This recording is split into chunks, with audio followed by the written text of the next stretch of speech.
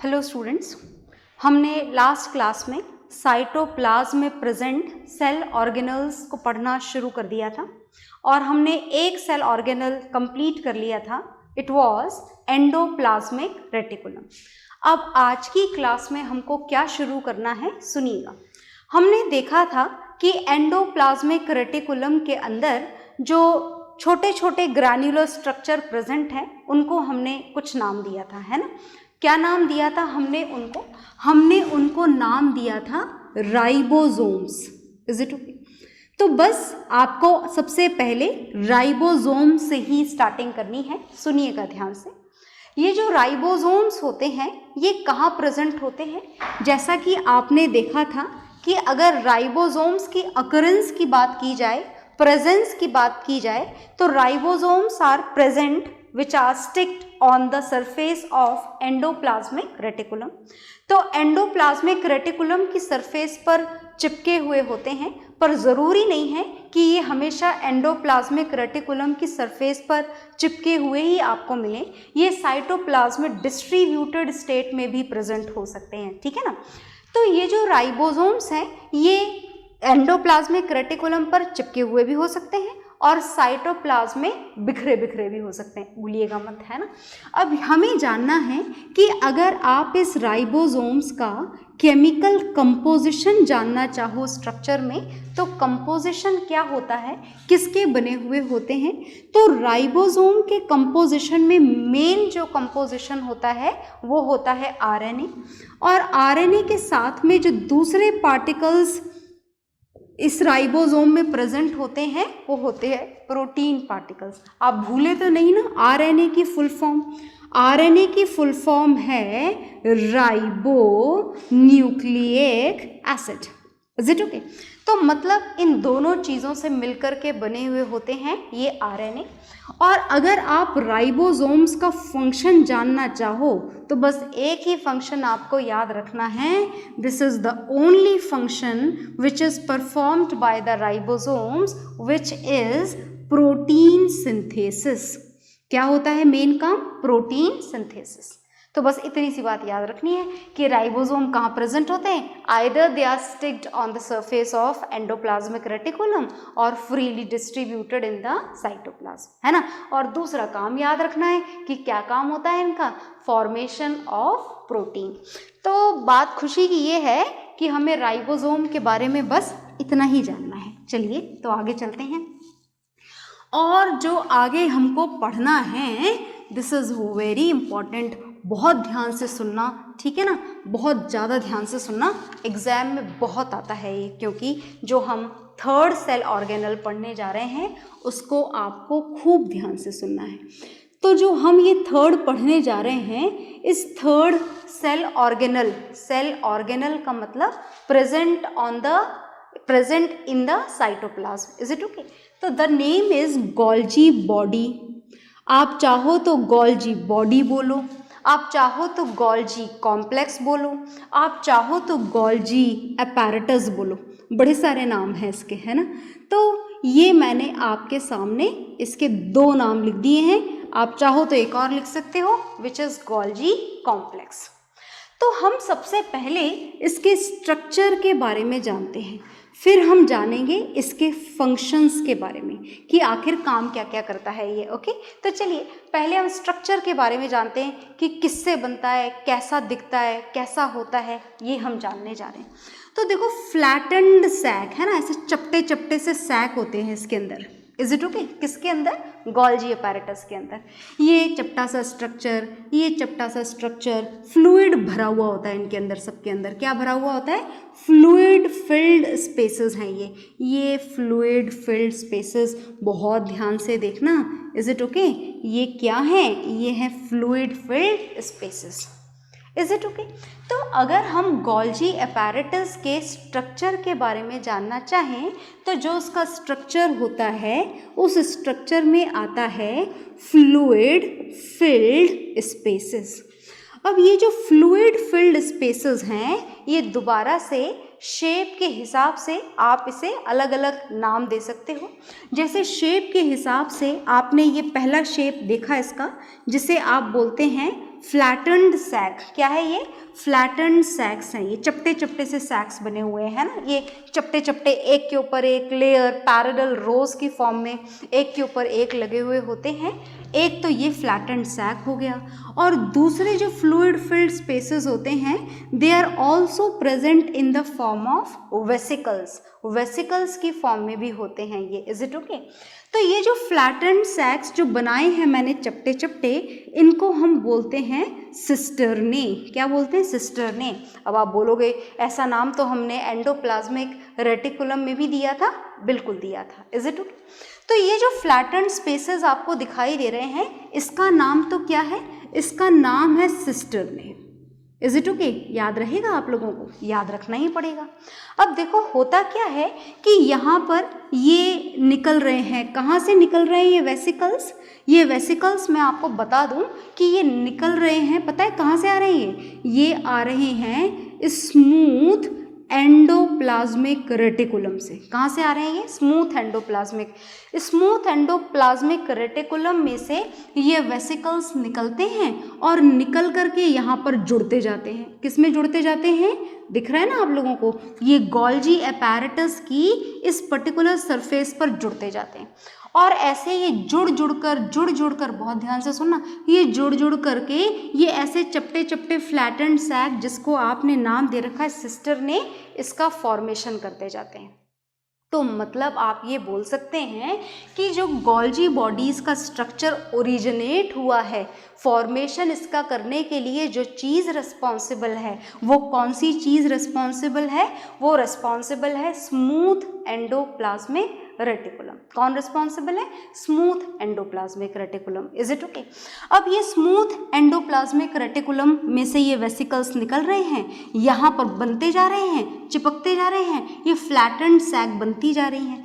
तो ये वाला जो फेस है, जिस फेस पर ये वेसिकल्स आकर चिपक रहे हैं, फ्यूज हो रहे हैं और एक फ्लैटेंड सैक नाम की सिस्टर्ने फेस बना रहे हैं, इस फेस को बोल, इधर लिख रही हूँ मैं, इधर जगह कम है, इस फेस को बोलते हैं सिस फेस। क्या बोलते हैं इस फेस को? Cis face.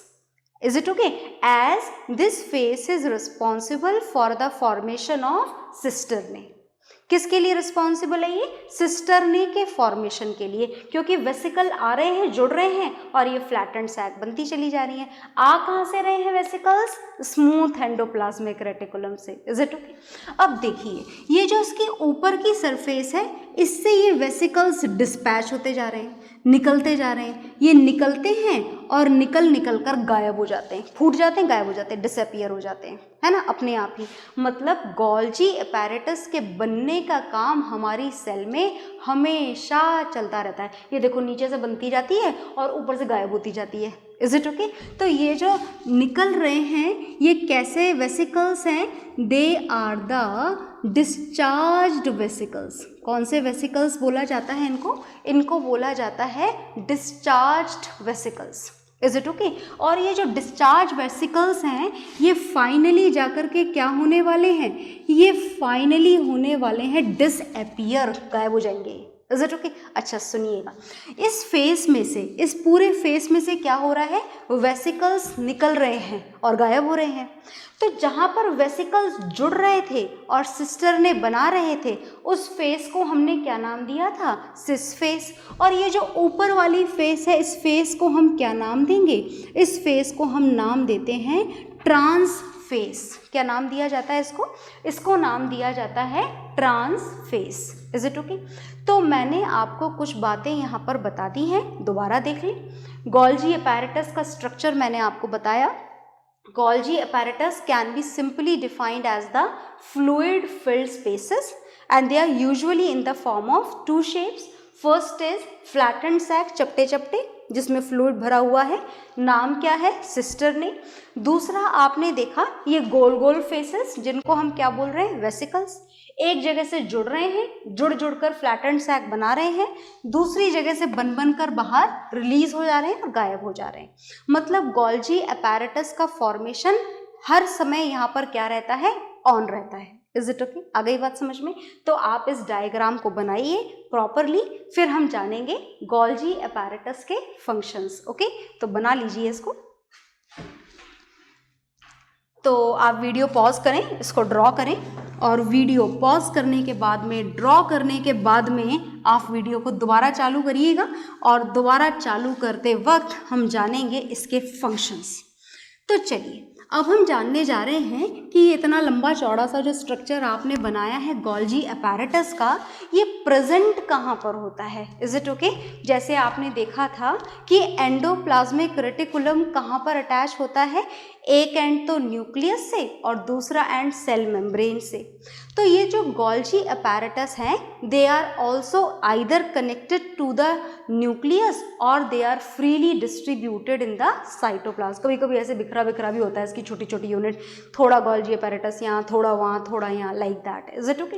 अब सुनिएगा, ये जो गोल्जी अपैरेटस हैं, बात अगर इसकी अकरेंस की जाए, प्रेजेंस की जाए गोल्जी अपैरेटस की, तो मैंने आपको बता दिया कि गोल्जी अपैरेटस कहाँ पर प्रेजेंट होता है। आइदर अटैच्ड, किससे अटैच होता है, either attached to the nucleus, या तो न्यूक्लियस से अटैच होता है, या फिर क्या होता है, और इट्स सब यूनिट्स, मैं क्या लिख रही हूँ, इट्स सब यूनिट्स, इसके छोटे छोटे टुकड़े, इसकी सब यूनिट्स जो हैं are freely distributed in the cytoplasm. कहाँ पर प्रेजेंट होती हैं, are freely distributed in the cytoplasm. Freely present होती है, कहाँ पर प्रेजेंट होती है, फ्रीली साइटोप्लाज्म के अंदर। और गोल्जी अपैरेटस कौन सी सेल में प्रेजेंट होता है, प्रोकैरियोटिक में या यूकैरियोटिक में या दोनों में? नहीं नहीं नहीं, it is only found in the eukaryotic cell. Plant cell हो चाहे एनिमल सेल हो, पर सेल कौन सी होनी चाहिए, eukaryotic. That means Golgi apparatus are definitely absent in a prokaryotic cell. Is it okay? तो ये जाना अब हमने इसका प्रेजेंस, आप इसे भी नोट डाउन करेंगे। इसके बाद में अब हमको जानने हैं गोल्जी बॉडीज के फंक्शंस, कि आखिर ये काम क्या करता है। सेल के अंदर प्रेजेंट है तो कोई ना कोई तो काम होगा ना इसका। तो चलिए सुनिएगा कि इसका क्या काम है। हम इस गोल्जी बॉडी के, गोल्जी अपैरेटस के फंक्शंस जानने जा रहे हैं। तो सुनिएगा फंक्शंस। इसका फर्स्ट फंक्शन मैं आपको बताने जा रही हूँ। जो गोल्जी बॉडी का फर्स्ट फंक्शन है वो है, सबसे इम्पॉर्टेंट फंक्शन होता है इसका सीक्रेशन, सीक्रेट करना। Is it okay?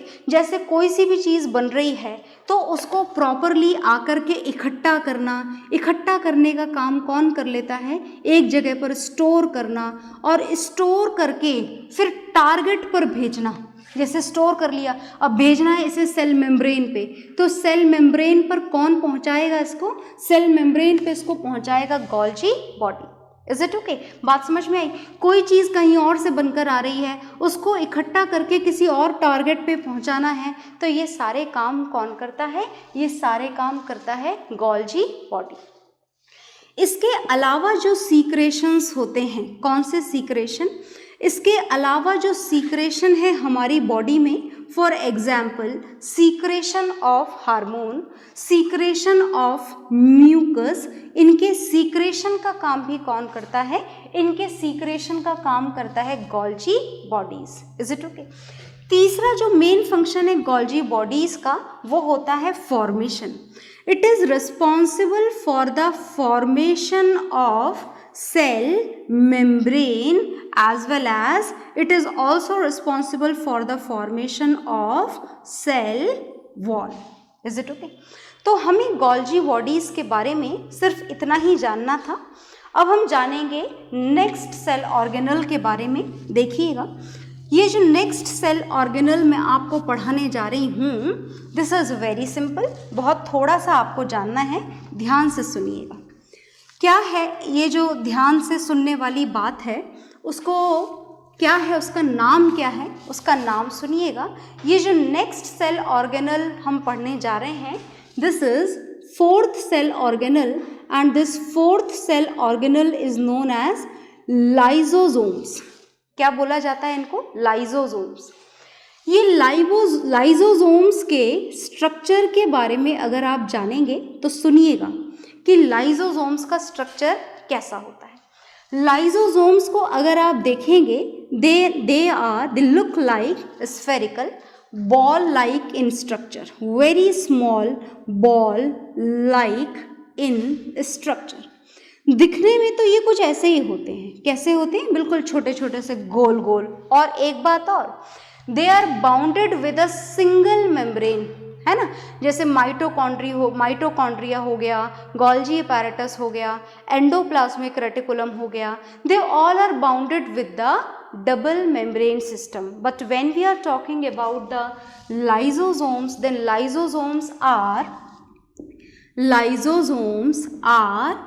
bounded with single membrane. किससे बाउंडेड होते हैं, सिंगल मेम्ब्रेन से बाउंडेड होते हैं। ये कौन होता है सिंगल मेम्ब्रेन से bounded, lysosomes are bounded with a single membrane. ऐसे छोटे छोटे गोल गोल स्ट्रक्चर्स लाइजोसोम्स कहाँ प्रेजेंट होते हैं, साइटोप्लाज्म के अंदर प्रेजेंट होते हैं। Is it okay? तो चलिए इनके स्ट्रक्चर के बारे में जानने के बाद में हम जानेंगे इसके फंक्शंस के बारे में। तो मैं यहाँ से ये स्ट्रक्चर रफ कर देती हूँ and now we are going to know about the functions. बहुत ध्यान से सुनिएगा, हम लाइजोसोम्स के फंक्शंस जानने जा रहे हैं। फंक्शन नंबर 1, देखिए एंडोसाइटोसिस प्रोसेस के दौरान, एंडोसाइटोसिस का मतलब पता है ना आपको, भूल तो नहीं गए, एंडोसाइटोसिस पढ़ा था आप लोगों ने। Endocytosis is the ingestion of some material, है ना। अब वो इंजेशन किसी का भी हो सकता है। जैसे बात अगर हम हमारी बॉडी में प्रेजेंट WBCs की करें, which are the white blood cells, तो ये वाइट ब्लड सेल्स हमारी बॉडी में क्या करती हैं, जैसे ही हार्मफुल वायरस, हार्मफुल बैक्टीरिया हमारी बॉडी में एंटर होता है, ये WBCs उसको एंडोसाइटोसिस प्रोसेस के थ्रू अपनी सेल के अंदर कैप्चर कर लेती हैं। कौन सी सेल कैप्चर करती हैं, WBCs। किसको कैप्चर करती हैं, हार्मफुल जर्म्स को, बैक्टीरियाज को, वायरसेस को, सबको कैप्चर कर लेती हैं। आ गई ना बात समझ में? कौन से प्रोसेस के थ्रू कैप्चर करती हैं, एंडोसाइटोसिस प्रोसेस के थ्रू। Is it okay? आ गई बात समझ में? अब ये जो हार्मफुल जर्म्स आए हैं सेल के अंदर, इनको डेफिनेटली खा के, ख़त्म करके, डाइजेस्ट करके डिसअपीयर करना होगा, बिल्कुल करना होगा। और ये जो इनको खा के ख़त्म करके डिसअपीयर करने का काम होता है, ये कौन करता है, ये काम करते हैं ये छोटे छोटे spherical structure which are known as lysosomes, जिनको क्या बोला जाता है, लाइजोसोम्स। तो सारी सेल एकदम क्लीन, कौन करता है उनको क्लीन, उनको क्लीन करते हैं लाइजोसोम्स। और as they are going to digest even the harmful germs, therefore these lysosomes are known as digestive bags। इन लाइजोसोम्स को क्या बोला जाता है, इन लाइजोसोम्स को बोला जाता है डाइजेस्टिव बैग्स। तो पहला फंक्शन समझ में आ गया ना आप लोगों को लाइजोसोम्स का, डेफिनेटली समझ में आया होगा। अगर सुना होगा ध्यान से, तो ध्यान से सुनने का कार्यक्रम लगातार चलते रहना चाहिए, ठीक है ना। चलिए देखिए, तो हम सेकंड पॉइंट पढ़ने जा रहे हैं, सेकंड फंक्शन हम जानने जा रहे हैं। किसका सेकंड फंक्शन हम जानने जा रहे हैं, लाइजोसोम्स का। रेडी? तो चलो सुनो ध्यान से।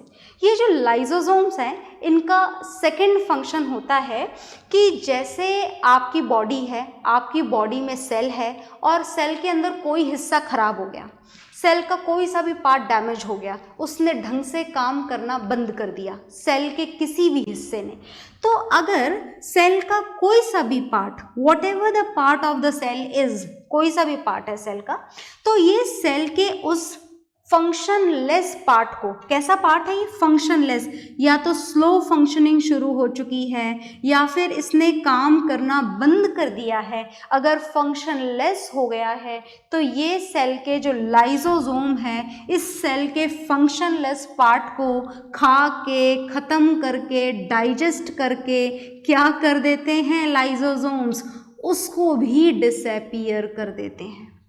और मैं आपको बता दूं कि ऐसा करने के लिए इन लाइजोसोम्स के पास में बहुत पावरफुल एंजाइम्स होते हैं, बहुत पावरफुल एंजाइम्स। आ गई बात समझ में? अच्छा, अब एक बात सुनना ध्यान से, ये जो थर्ड फंक्शन है ये तो बड़ा ही इंटरेस्टिंग है, बहुत ध्यान से सुनना। जैसे मान लो कि हमारी बॉडी में बहुत सारी सेल्स होती हैं जो डेड होती रहती हैं, ख़त्म होती रहती हैं, है ना। तो अगर कोई सेल का स्ट्रक्चर ही डैमेज हो गया, पूरी की पूरी सेल का अगर स्ट्रक्चर क्या हो जाए, अगर पूरी सेल का स्ट्रक्चर डैमेज हो जाए, खराब हो जाए cell, is it okay? In that condition what would happen? जैसे ये सेल है भाई, खराब हो गई है, तो पता है क्या होता है? बहुत ध्यान से सुनना। ये छोटे छोटे क्या है, क्या बना रही हूँ मैं सेल के अंदर? They are the distributed lysosomes. क्या बना रहे हैं हम? लाइजोसोम्स। तो जब ये सेल का स्ट्रक्चर डैमेज होता है तो लाइजोसोम्स क्या करते हैं? बहुत ध्यान से सुनना। इन दैट कंडीशन ये लाइजोसोम ऐसे बर्स्ट हो जाते हैं। पता है क्या हो जाता है? लाइजोसोम बर्स्ट हो जाते हैं, पूरे के पूरे फट जाते हैं। कौन फट जाते हैं? लाइजोसोम। कब फट जाते हैं? When the structure of the cell is damaged, okay. और जब ये फट जाते हैं तो इन लाइजोसोम्स के अंदर क्या प्रेजेंट है? पावरफुल एंजाइम्स, है ना। तो ये पावरफुल एंजाइम क्या करते हैं? इस पूरी डैमेज सेल को खा के ख़त्म करके गायब कर देते हैं। Is it okay? And therefore they are also known as, these lysosomes are also known as suicidal bags. क्या बोला जाता है इनको? suicidal bags. Is it okay? है ना। तो कितने सारे नाम हमने रख दिए, देखिए लाइजोसोम्स के। Lysosomes as they are having the powerful enzyme, so they can digest and disappear almost every damage, dead, harmful parts which is present inside the body. So therefore these lysosomes, as they can even digest the complete cell, therefore they are also known as suicidal bag. As they can digest the harmful germs and all the bacteria, therefore it is also known as digestive bags. तो इतने सारे नाम हैं। तो exam में पूछा जाता है, why the lysosomes are the suicidal bag, why the lysosomes are the digestive bags. So the answers are here in front of you. Note it down, note down करेंगे आप इन आंसर्स को। Is it okay? तो lysosome के functions, इसका structure, इसके single membrane bounded format, ये सारी बातें आपको याद रखनी है और साथ में वीडियो को पॉज करके आपको नोट डाउन भी करना है।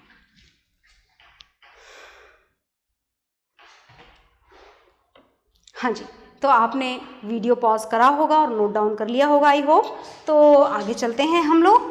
और ये जो लाइजोसोम्स हैं, इन लाइजोसोम्स के बाद में जो हमको स्ट्रक्चर जानना है, दिस इज माइटोकॉन्ड्रिया। माइटोकॉन्ड्रिया का मैं इंट्रोडक्शन आपको दे देती हूँ। Mitochondria is very very important, okay, बहुत इंपॉर्टेंट स्ट्रक्चर है ये माइटोकॉन्ड्रिया का। बहुत ध्यान से सुनिएगा, मैं आपको माइटोकॉन्ड्रिया बताने जा रही हूँ, ध्यान से सुनिएगा। हम माइटोकॉन्ड्रिया पढ़ने जा रहे हैं। तो माइटोकॉन्ड्रिया का सबसे पहले हम स्ट्रक्चर जानेंगे। बहुत ध्यान से सुनना, ये बहुत इंपॉर्टेंट टॉपिक है, ओके। माइटोकॉन्ड्रिया के स्ट्रक्चर में सबसे पहली बात, that it is a type of, it is a double membrane bounded cell organelle. Double membrane bounded होता है ये, है ना। Double membrane bounded cell organelle होता है ये, दो मेम्ब्रेन से बाउंडेड होता है ये। Is it okay? तो चलो देखो दो मेम्ब्रेन से कैसे बाउंडेड होता है। ये है इसकी एक मेम्ब्रेन, बिल्कुल स्मूथ, पोरस होते हैं इसमें बहुत सारे, and this is known as outer membrane. Is it okay? और एक है इसके अंदर की मेम्ब्रेन, ये देखो भाई, ये अंदर की मेम्ब्रेन है, ये है इसकी इनर मेम्ब्रेन। तो हो गई ना डबल मेम्ब्रेन बाउंडेड स्ट्रक्चर, बिल्कुल। और ये जो इनर मेम्ब्रेन है, ये सरफेस एरिया बढ़ाने के लिए ऐसे फोल्ड्स की फॉर्म में होती है, टेढ़ी मेढ़ी, है ना। And this form of fold is known as cristae. क्या बोला जाता है इसको? क्रिस्टे बोला जाता है। Okay, inside this a fluid is filled, fluid भरा हुआ होता है इसके अंदर। इस फ्लूइड का नाम होता है matrix. Is it okay? Shape आपको उसका दिखाई दे रहा है, पर मैं आपको मेंशन करने के लिए यहाँ पर लिख देती हूँ कि जो दिखाई दे रहा है ज़रूरी नहीं है ऐसा ही हो। इसका शेप रॉड के जैसा भी हो सकता है, सिलेंड्रिकल भी हो सकता है और स्फेरिकल भी हो सकता है, कैसा भी हो सकता है इसका शेप। Is it okay? कितने होते हैं ये माइटोकॉन्ड्रिया? एक भी हो सकते हैं और एक से ज़्यादा भी हो सकते हैं। Is it okay? अंदर इसके क्या भरा हुआ होता है? एक फ्लूइड, और उसको हमने क्या नाम दिया है? मैट्रिक्स। अंदर क्या भरा हुआ होता है? मैट्रिक्स भरा हुआ होता है। और इसमें छोटे छोटे ये कुछ पार्टिकल्स भी प्रेजेंट होते हैं। इन पार्टिकल्स को आप पेरोक्सीसोम्स या फिर F1 पार्टिकल बोलते हैं। और इसी साथ में इसके अंदर कुछ ग्रैन्युलर स्ट्रक्चर, समझ गए क्या नाम? इन ग्रैन्युलर स्ट्रक्चर की प्रेजेंस भी यहाँ हो सकती है, विच इज राइबोसोम्स। और साथ में एक मॉलिक्यूल होता है, दिख रहा है आपको? लंबा सा मॉलिक्यूल, ये होता है ये लंबा मॉलिक्यूल। और ये जो लंबा सा मॉलिक्यूल होता है, this is a DNA molecule. DNA तो याद है ना? D oxy ribo nucleic acid. तो this is the structure of mitochondria which is here in front of you. Some important points are there, लिखे भी हुए हैं। It is a double membrane bounded, double membrane दिख रहा है ना? Outer membrane, और ये गोल गोल घूमी हुई क्रिस्टे की फॉर्म में इनर मेम्ब्रेन। अंदर क्या भरा हुआ है? फ्लूइड। क्या नाम है इस फ्लूइड का? मैट्रिक्स। इस मैट्रिक्स में क्या क्या प्रेजेंट है? देखो, 3 नाम बताए मैंने आपको। एक तो ये granular structure which is ribosomes, एक ये पार्टिकल्स F1 पार्टिकल्स, और एक ये डीएनए का मॉलिक्यूल। Is it okay? तो ये मैंने आपको बताया माइटोकॉन्ड्रिया का structure. Whatever is there on the board, you have to draw the figure as well as you have to note it down, whatever the points are there on the board. Okay,